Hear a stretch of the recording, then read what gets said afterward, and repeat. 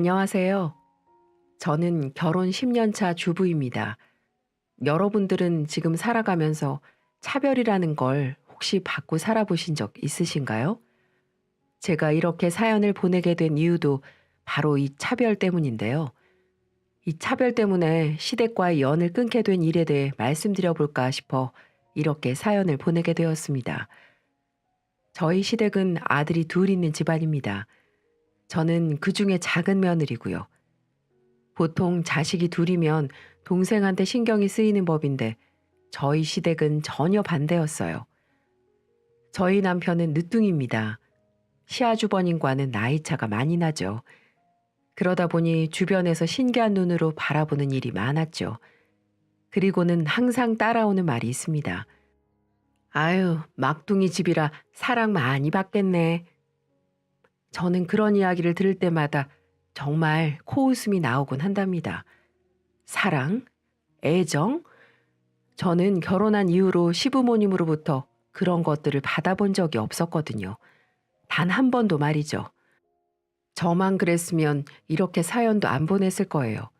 근데 제 아이들까지 차별하는 모습을 보고 도저히 참을 수가 없더군요. 제 남편은 고압 전기 만지는 일을 하고 있어요. 그리고 시아주버님은 회사원이고요.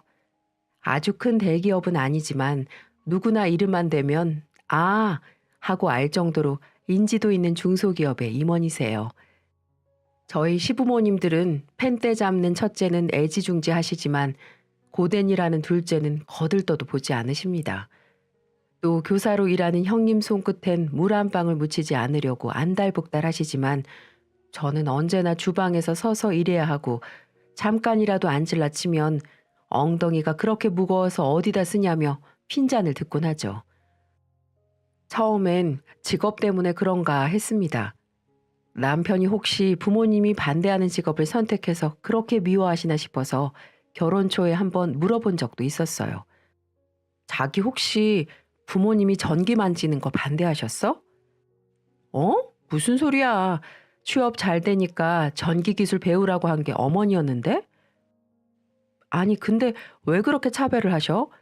아주버님은 맨날 우리 아들 하면서 주변에 자랑하셔도 자기 얘기 나오면 입 꾹 다무시잖아.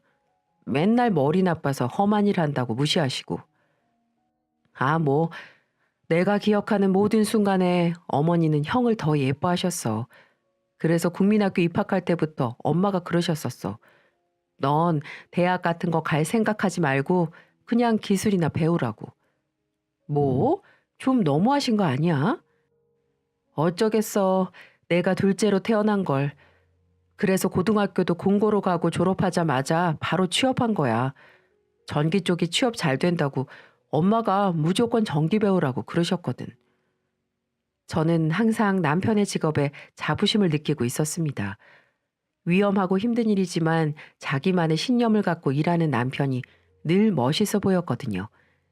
그런데 그 얘기를 듣자 남편이 너무 안쓰러워 보이기 시작했습니다. 그래서 남편을 품에 꼭 안고 한참을 울었어요. 왜 그렇게 눈물이 나던지요. 누가 보면 주워온 자식 억지로 키우는 것처럼 시부모님은 제 남편에게만 엄격했습니다. 결혼할 때도 형님 댁은 집도 해주고 차도 해줬다는데 저희는 집은커녕 신혼집에 살림살이 자동차 전부 저희 힘으로 구하거나 대출을 받아서 사야 했거든요. 정말 10원 한 푼도 안 도와주셨어요. 예, 큰놈 장가 보낼 때 있는 돈 없는 돈 다 끌어모아서 집 사주고 뭐하다 보니 둘째 놈 뭐 해줄 게 하나도 없네. 그러니 너무 섭섭해하지 말고 밑바닥부터 차근차근 올라간다 생각하고 열심히 살아라. 처음부터 높은 데부터 생활하면 금방 내려오는 법이야. 내 말 무슨 말인 줄 알았지? 이렇게 말씀하시는 겁니다. 차라리 말이라도 하지 않으셨으면 그럼 형님네는 처음부터 높은 데부터 시작한 건 대체 뭘까요? 무슨 설득을 하더라도 말이 되게 설득을 하셔야지. 아무튼 전 그때부터 시댁이 마음에 들지 않았습니다. 그렇게 10년의 세월이 흘렀어요. 그동안 저희는 조금씩 자리를 잡아갔고 처음에 월세부터 시작해서 월세에서 전세로 투룸, 쓰리룸으로 점점 살림을 늘여나갔죠. 그 사이에 토끼 같은 아이들도 낳았고요. 근데 여기서 여러분 얼마나 어이없는 일이 생긴 줄 아시나요? 세상에나 큰 놈, 작은 놈 차별한 것도 모자라서 이제는 손주 새끼들마저 차별을 하기 시작하는 겁니다. 저희 첫째는 작년에 초등학교에 입학했고 둘째는 이제 막 세 돌이 지났습니다. 형님네는 결혼은 일찍 했지만 난임 때문에 임신이 늦어져서 아이들 나이가 저희 애들이랑 비슷해요. 저희 애들보다 한두 살 많은 정도죠. 근데 여기서 문제가 형님네 애들은 하나의 인격체로 존중해 주시고 내 새끼들 내 새끼들 하면서 예뻐해 주시는데 저희 애들은 항상 구박대기였어요. 울면 시끄럽게 운다, 웃으면 실없이 웃는다.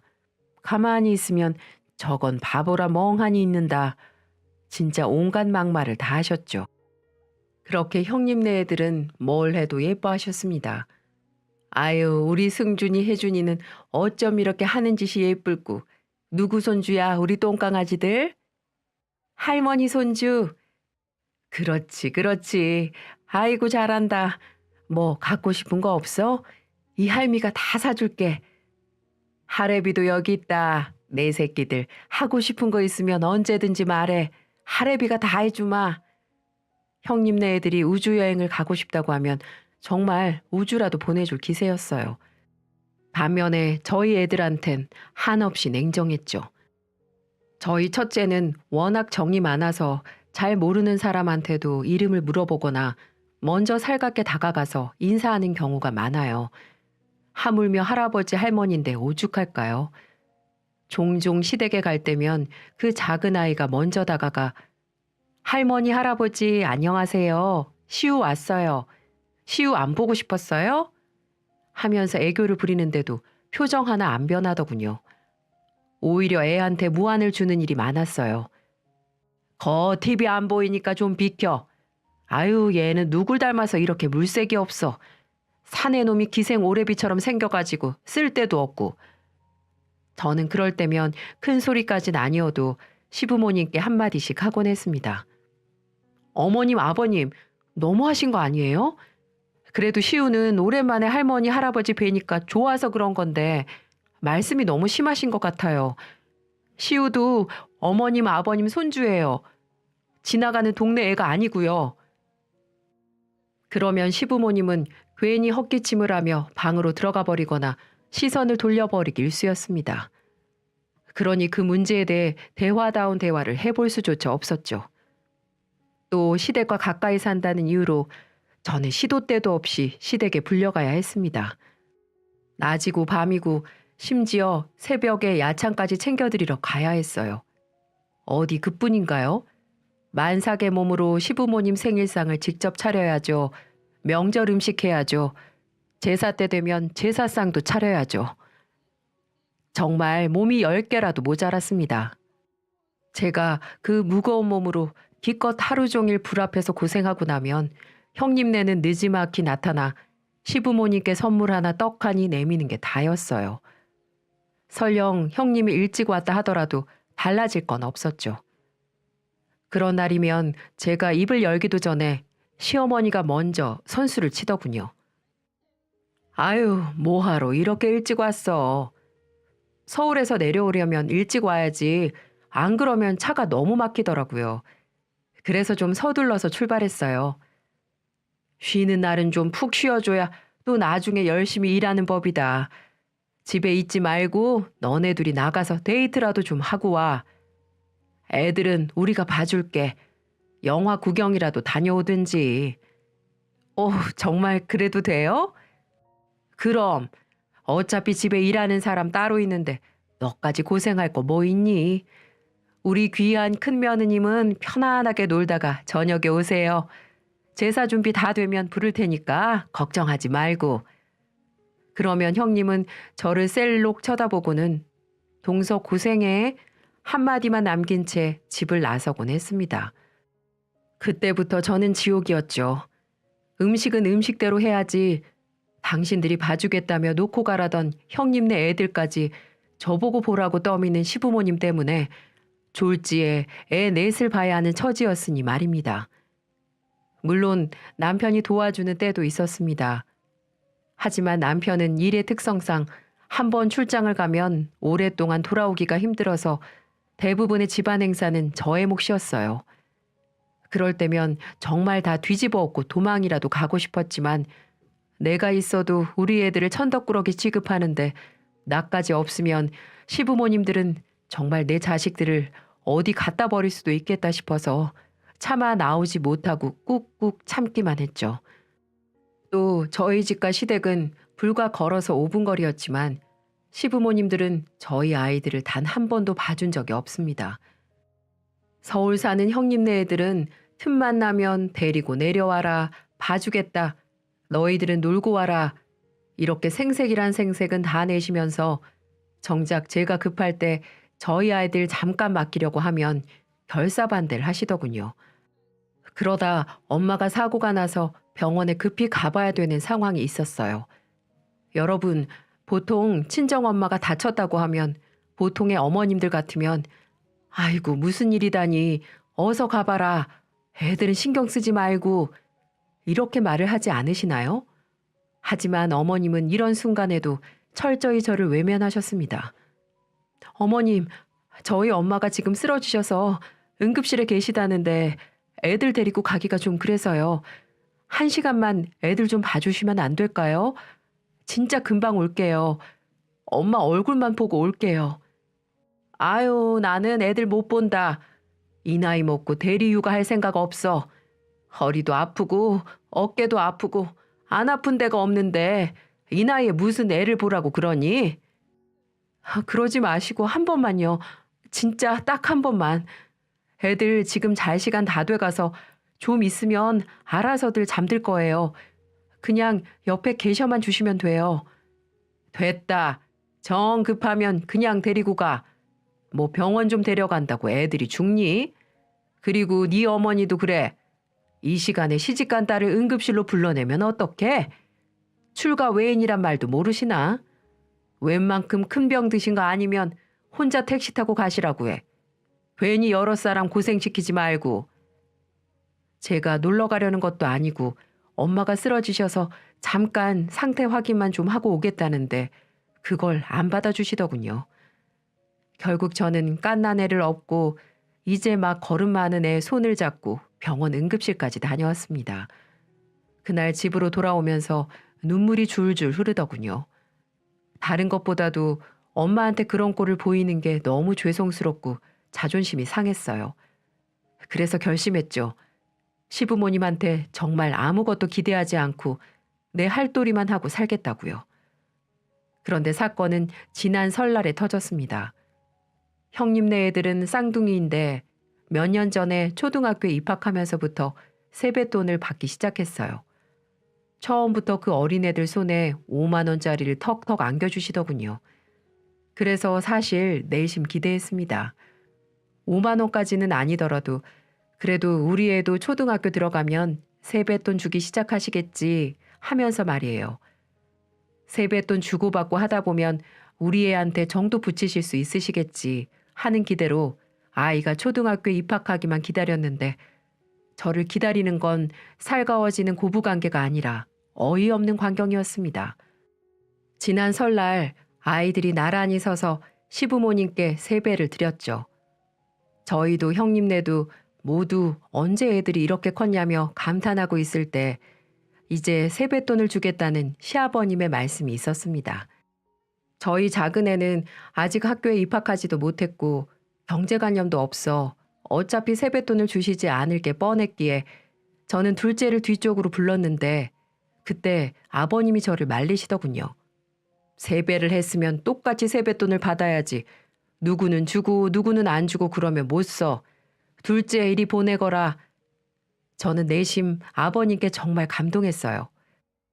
이제라도 정말 우리 아이들이라도 예뻐해 주시려나 보다라고 생각했죠.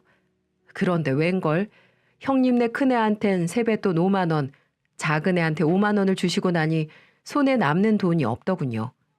그리고는 뒷주머니에 손을 넣어 꼬깃꼬깃 접힌 지폐 2장을 꺼냈습니다. 파란색 빛을 띠는 1,000원짜리 2장이었죠. 그 1,000원짜리 2장을 저희 애들에게 내밀며 시아버님은 돈 귀한 줄 알아야 한다. 허튼 데 쓰지 말고 학용품 사는 데 써. 알았지? 하며 엄한 목소리를 내시더군요. 애들이 겁을 먹고 제게 달려올 정도로 말입니다. 그 순간 저는 정말 돌아버린다는 말이 무슨 뜻인지 알겠더군요. 지금까지 날 무시하는 것도 내 남편을 무시하는 것도 우리를 차별하는 것도 꾹꾹 참아왔는데 꼬깃꼬깃 접힌 1,000원짜리 2장이 제 분노를 폭발시켜버렸죠. 저는 그 순간 악을 지르며 소리쳤습니다. 진짜 해도 너무하세요. 어떻게 이러실 수가 있어요? 저희 애들이 거지예요? 아버님한텐 형님네 애들만 손주고 저희 애들은 어디 길 가는 거지들인가요? 얘가 지금 어디 시어른 앞에서 큰 소리를 치고 있어? 제가 지금 큰 소리 안 치게 생겼어요? 형님네 애들은 학교 들어가자마자 세뱃돈이 5만 원이었는데 저희 애들은 뭐예요? 딸랑 1,000원? 그것도 아껴 쓰라고요? 아버님, 요즘 과자도 1,000원이 넘어요. 지금 놀리시는 거예요? 차라리 주지 말지 그러셨어요. 차라리 그냥 안 줬으면 차별하나 보다 하지 이렇게 무시당하는 기분은 안 들었을 거예요. 이 못돼 먹은 것이 어디서 눈을 똑바로 뜨고? 저 이 집안 며느리 그만둘게요. 사표 낸다고요. 우리 애들 이런 취급받으면서 살게 할 생각도 없고 저도 더 이상 형님네만 차별하는 어머님 아버님이랑 얼굴 보고 싶지도 않아요. 그이 출장에서 돌아오는 대로 이혼 수속 밟을 테니까 그렇게 알고 계세요. 저는 그대로 시댁을 나섰습니다.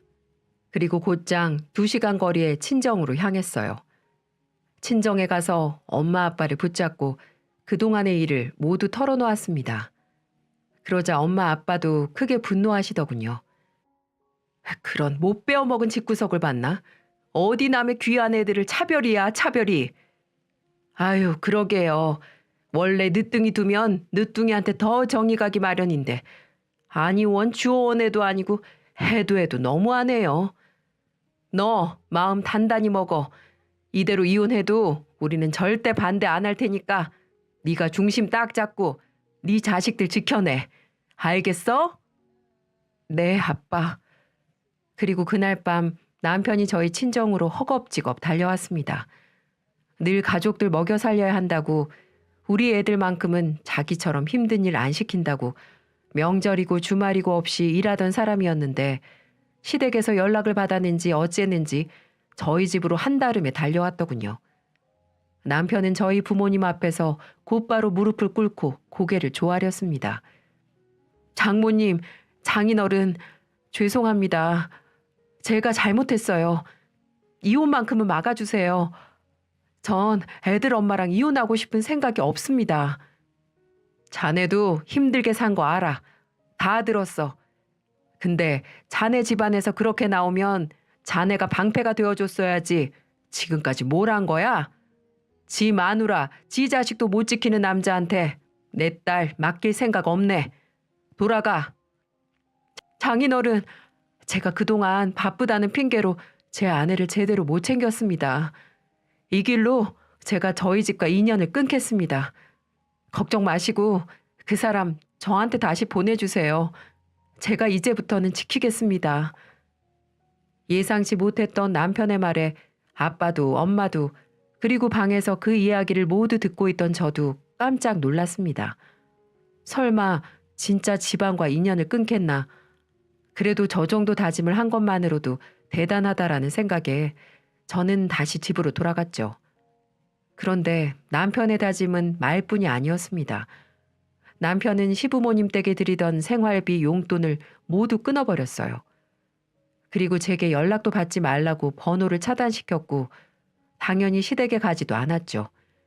그리고 제 앞에서 남편은 시어머니께 마지막 전화를 걸었습니다. 엄마, 저 그동안 평생 참고 살았어요. 형이랑 차별하는 거 다 참고 살아왔는데 내 마누라, 내 자식들까지 차별하는 거 못 참습니다. 그래서 이제 엄마 아버지 얼굴 안 보고 살려고요. 2번 다시 연락하지 말고 우리 얼굴 볼 생각도 하지 마세요. 당연히 앞으로 금전적인 지원도 없을 겁니다. 그 말만 하고 전화를 끊었습니다. 30분도 채 되지 않아 시어머니와 시아버지가 저희 집으로 찾아오더군요.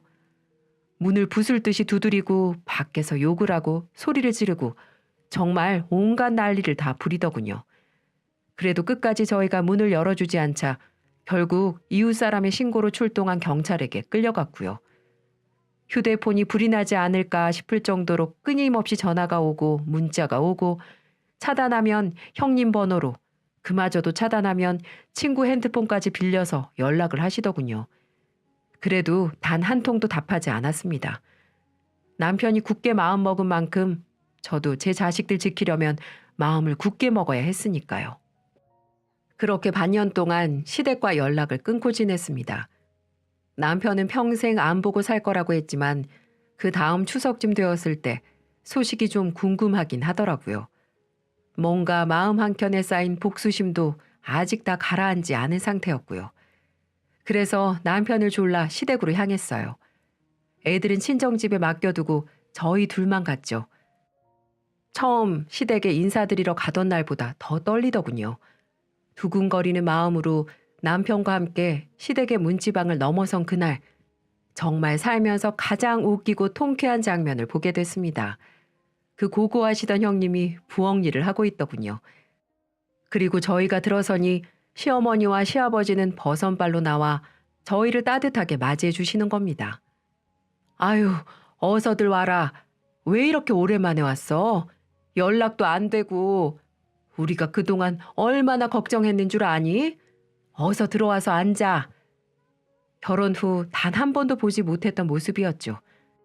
남편과 저는 얼떨떨했어요. 웃기기도 했고요. 생활비에 용돈에 지원해드릴 거 다 해드릴 땐 아무것도 안 해주는 큰아들이 최고라고 차별하던 분들이 저희가 갑자기 지원을 끊으니까 저희한테 설설 긴다는 게 말이죠. 처음이네요. 어머님 아버님이 이렇게 따뜻하게 맞아주시는 거. 아유, 넌 또 무슨 말을 그렇게 하니? 우리가 표현이 거칠어서 그렇지 마음은 안 그래. 항상 너희를 얼마나 생각하는데. 근데 우리 손주들은 어쩌고 니들만 왔니? 착각하지 마세요. 그래도 그냥 자식이니까 명절에 얼굴이나 비추러 온 거지. 다시 자식 노릇하려고 온 거 아니에요. 아유, 그러지 말고 우리 작은 며느님이 마음이 단단히 상했나 보구나. 원래 미운 놈 떡 하나 더 주는 거고 아끼는 자식일수록 호되게 가르치는 법이야. 너도 애 키우는 부모니까 그 심정 이해할 수 있지? 그러니까 너무 그러지 말고 우리 좀 이해해줘라. 그러더니 본론을 꺼내시더군요. 니들이 갑자기 보내주던 돈을 안 보내주니까 살기가 너무 어려워. 큰애들은 지들 먹고 살기 바쁘다고 생활비도 못 준다고 하고 대출을 받으려고 해도 우리가 뭐 직업이 있니 뭐가 있니 남은 거라곤 꼴랑 이 집 하나인데 이걸 담보로 대출 받을 수도 없고 자식된 돌이 한다고 생각하고 생활비나 좀 계속 보내줘. 우리도 먹고는 살아야 하잖니. 부모를 굶겨 죽일 생각은 아닐 거 아니야. 그렇게 애지중지하던 큰아들네한테는 돈 한 푼 못 받고 저희한테 매달리는 꼴이라니 정말 웃기더군요. 그래서 저는 코웃음을 쳤습니다. 형님네한테 그렇게 간이며 쓸개까지 다 빼줬는데 왜 생활비도 못 받고 계세요? 애들한테 준 세뱃돈만 해도 얼만데. 애들 아빠 직업 항상 부끄러워하셨잖아요. 전기쟁이라고. 근데 그 전기쟁이가 번 돈을 꼭 그렇게 받으셔야겠어요? 아유, 저 같으면 쪽팔려서라도 이런 말 못할 텐데. 아가, 그러지 말고. 두 번 다시 어머님 아버님한테 마음이든 돈이든 드릴 일은 없을 거예요. 그건 애 아빠도 동의한 부분이고요. 뭐? 진짜니? 막둥이 너도 진짜 그런다고 했어? 어디 말해봐. 그러자 묵묵히 상황을 지켜보던 남편이 입을 열었습니다. 엄마, 아버지, 나한테 자식돌이 강요할 생각 마세요.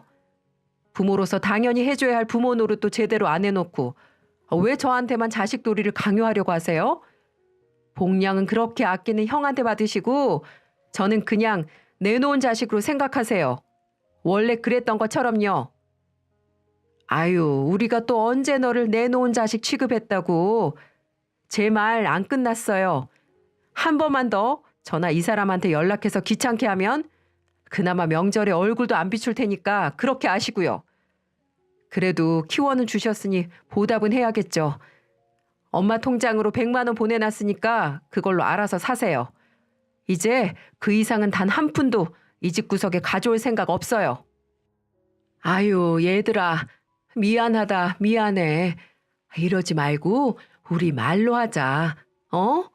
너희 아니면 누가 우릴 복량하니? 누가 우릴 먹여 살려? 시어머니가 갑자기 저희 앞에 무릎을 꿇더니 눈물로 호소하더군요. 내가 다 잘못했다. 내가 잘못했어. 사실 너 낳고 싶은 생각이 없었는데 네 할머니가 하도 둘째 그렇게 노래를 불러서 낳는 바람에 낳고 싶은 생각이 없었다고요? 그게 지금 자식한테 할 소리예요? 남편의 눈빛이 변하자 시어머니는 아차 싶었는지 남편의 바짓가랑이를 붙잡고 매달렸어요. 아니, 그게 아니라 내 말은 계획에 없었던 임신이었고 그래서 내가 많이 당황했었다는 거지. 그땐 나도 어렸으니까 그 정도는 이해해 줄 수 없겠니? 그래서 평생을 차별했다고요? 그게 말이 된다고 생각해요? 그냥 널 보면 미웠어. 너 낳고 변한 내 몸도 싫고 내 처지도 싫고 다 싫었어. 그래서 그랬어. 그래도 부모인데 어떻게 인연을 끊으려고 하니? 나중에 우리 더 늙고 병들면 우리 누구랑 살라고? 큰애들은 벌써부터 우리 못 모신다고 딱 잘라 말하던데. 그렇게 차별을 하고 편애를 했는데 결국 큰아들한텐 버림받게 되셨네요. 근데 어쩌죠? 전 형처럼 사랑을 받은 적도 없고 지원을 받은 적도 없어서 두 분 책임질 생각이 더더욱 없는데 폐지라도 주우세요. 두 분 먹고는 살아야죠. 그렇게 미워하던 우리한테 손 벌릴 생각하지 마시고 앞으로는 두 분이 알아서 사세요. 차별을 하든 안 하든 이제 나도 신경 안 쓸 테니까. 남편은 붉어진 눈으로 그 말만 남긴 채 제 손을 잡고 시댁에서 뛰쳐나왔습니다.